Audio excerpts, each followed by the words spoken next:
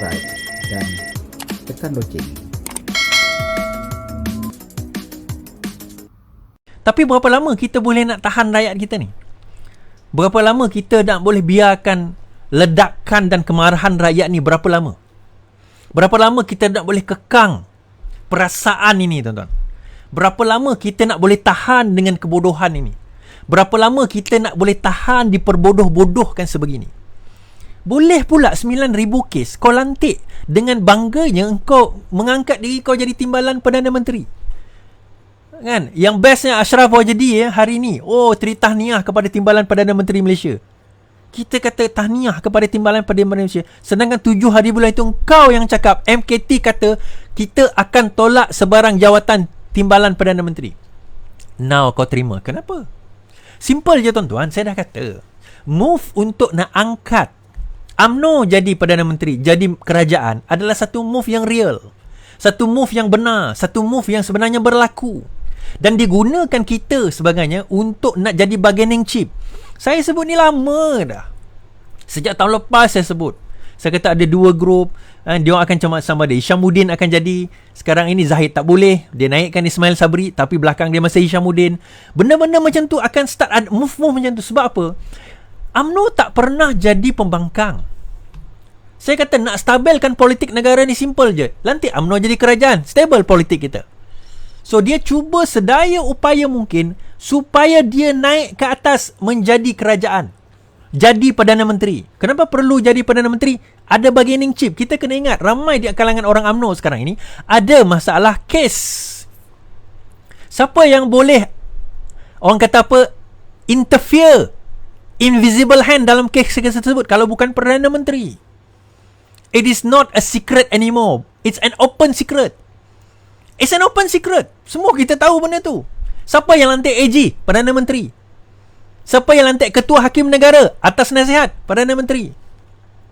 Siapa yang lantik? Siapa yang lantik kabinet? Perdana Menteri. Siapa yang ada kuasa? Perdana Menteri. Dia yang ada kuasa. Jadi penting untuk mereka melantik orang dia memegang kuasa sekarang ini. Bukan Anwar Ibrahim. Muhyiddin Yassin, dia simple je. Bersatu ni simple je. Asal mereka bukan pembangkang. Dia sekarang sakit. Alasan sakit tu boleh digunakan untuk kata dah ada TPM, maka dengan ini saya step down, I hand over to my TPM. Lepas ni rakyat akan lupa. Rakyat akan lupa, tak apalah, kita bagilah peluang pada TPM baru. Tak kisahlah Ismail Sabri ke Hishamuddin ke jadi Perdana Menteri. It doesn't matter. It does not make a difference. Tak ada beza pun. Rakyat akan kata, tak apalah, kita bagilah peluang kepada mereka. Kita bagilah peluang kepada kepada Perdana Menteri baru kita ni. Rakyat akan lupa. Rakyat akan lupa dan akhirnya kita kembali kepada wal asal balik. Tak apalah, kita bagi dia peluang. Dulu Muhyiddin yang tak bagus, mungkin yang ni bagus. Tuan-tuan, saya nak cerita, bagus tak bagus, kita cerita sekarang ni. Saya tunjuk satu keratan akhbar. Satu keratan akhbar, Najib kata apa? Okey. Keratan akhbar ni Najib kata apa? Wabak memburuk, Najib pertahan 3 Menteri UMNO. Najib kata, ini bukan salah 3 Menteri UMNO. Bekas Perdana Menteri Najib Tun Razak mempertahankan 3 Menteri UMNO daripada dikritik dikala situasi wabak COVID semakin memburuk. Menurutnya, Perdana Menteri Muhyiddin Yassin selaku pengurusi MKN yang harus mengambil bertanggungjawab ke atas situasi tersebut. Pada akhirnya, pengurusi MKN lah yang membuat keputusan dan sepatutnya memikul tanggungjawab mutlak. The buck stops there. Dia bertanggungjawab kepada Malaysia kini. Bagi menerangkan, the buck stops there, is it? Adakah bucks to stop there? Adakah itu di mana dia berhenti? Habis apa tujuan kita lantik Ismail Sabri sebagai Menteri Kanan yang mengetuai MKN? Setiap kali announcement. Apa guna kita lantik KJ sebagai Menteri Vaksin kalau dia tak boleh buat keputusan?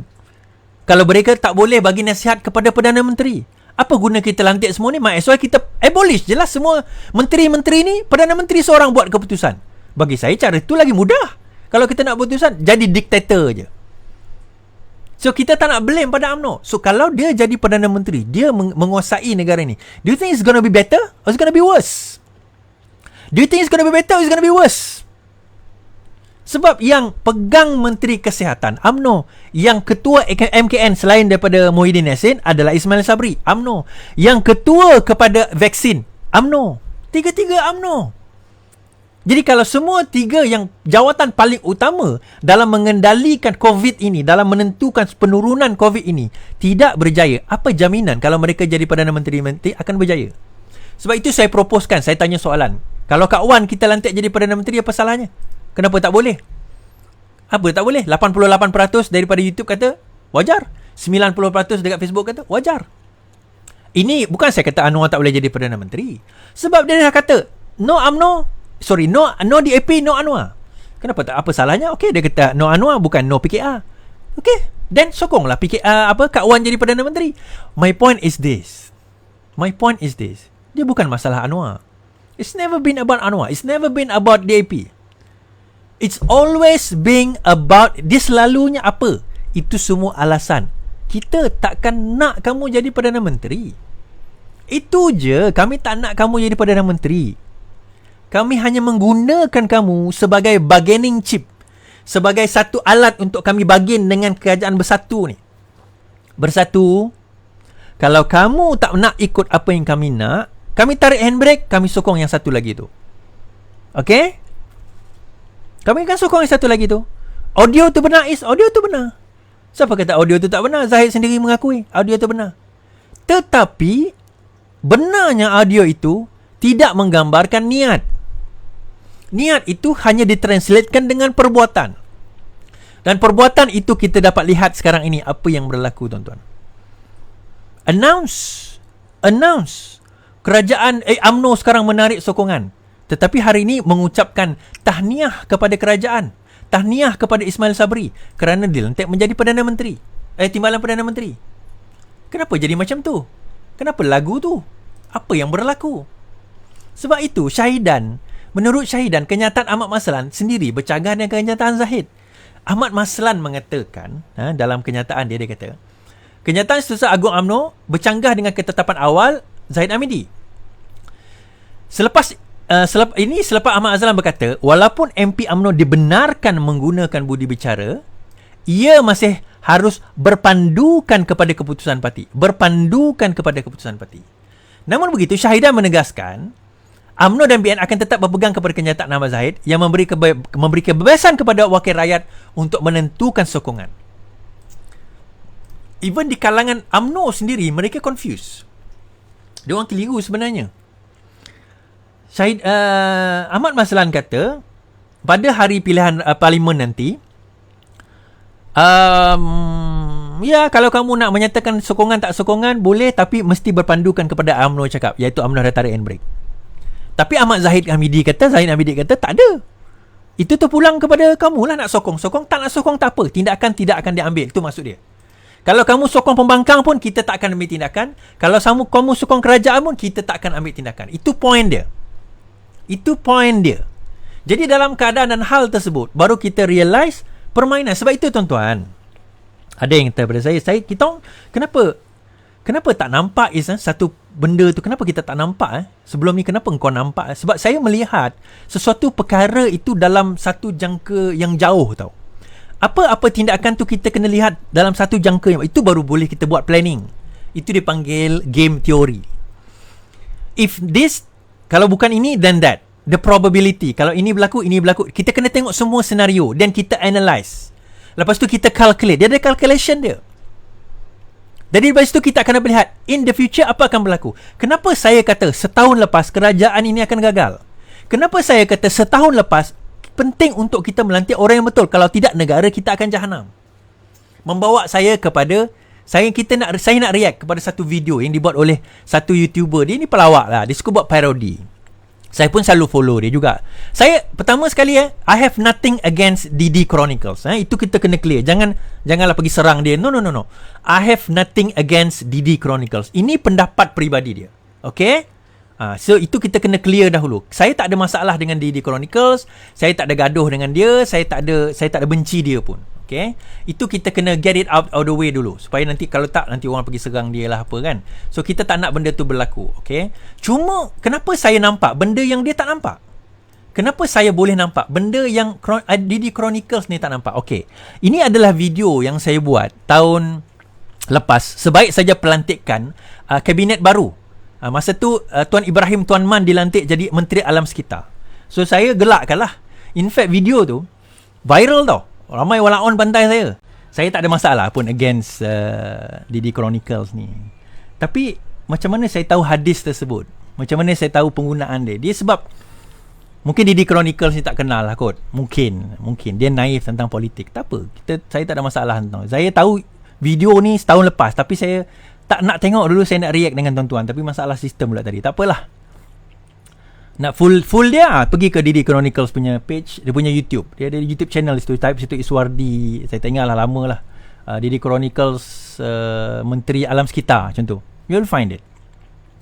But kenapa setahun kemudian dia nyanyi lagu ni? Kenapa dia menteri yang dia bela tu sekarang ini dia nyanyi lagu ni? Dan hadis yang saya bawa tu, hadis Rasulullah SAW yang saya bawa tu, kalau kamu lantik orang yang bukan ahlinya, maka tunggulah kebinasaan setahun kemudian. Sebab itu saya kata, tuan-tuan dan puan-puan, sabar, faham apabila kita bercakap tentang sesuatu. Faham, sabar bahawa sesuatu itu akan muncul kerana apa. Sebab itu ada satu hadis lain, takutilah firasat orang mukmin. Bukan saya kata saya ni orang mukmin, tuan-tuan. Orang mukmin ni maksudnya apa? Orang yang ada ilmu untuk melihat. Bukan saya nak boleh melihat masa depan. Bukan saya. Ini kawan-kawan kita. Kita boleh melihat. Bagaimana kalau sekiranya orang sebegini PAS, pemimpinan PAS memerintah, kita akan tahu dia akan membawa kebinasaan. Sebab apa? Mereka UMNO bersatu, agendanya berlainan. Kita faham. Setahun lepas kita faham.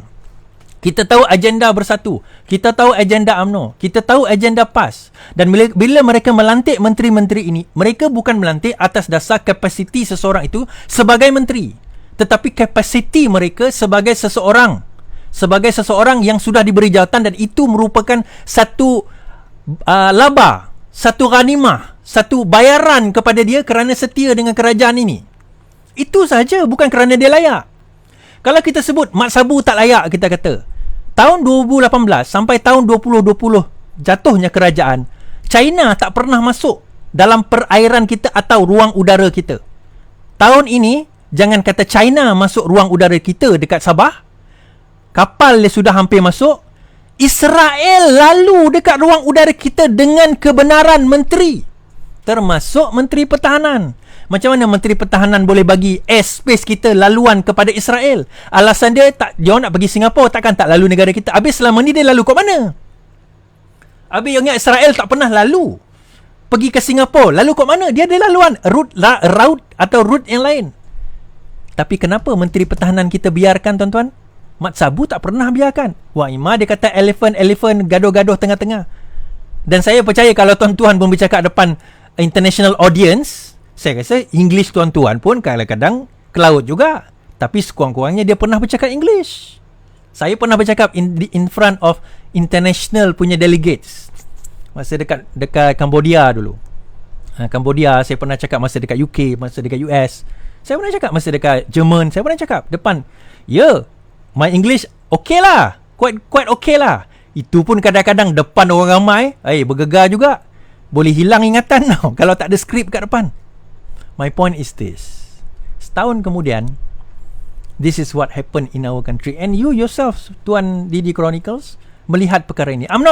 Saya kata, I have nothing against Didi Chronicles. What I'm saying is, tak apalah, you tak nampak apa yang kami nampak setahun lepas. Rakyat ramai tak nampak apa yang saya dan kami nampak pada setahun lepas.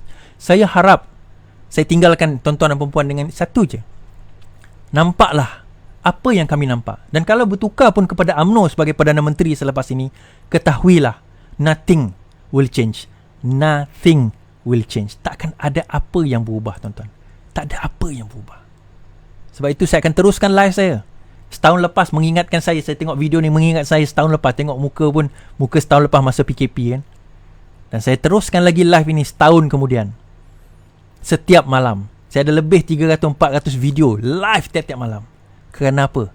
Kerana semangat jiwa kita adalah semangat jiwa menentang pengkhianat. Kita selalu kata, lawan, tetap lawan. Assalamualaikum. Subscribe dan tekan loceng.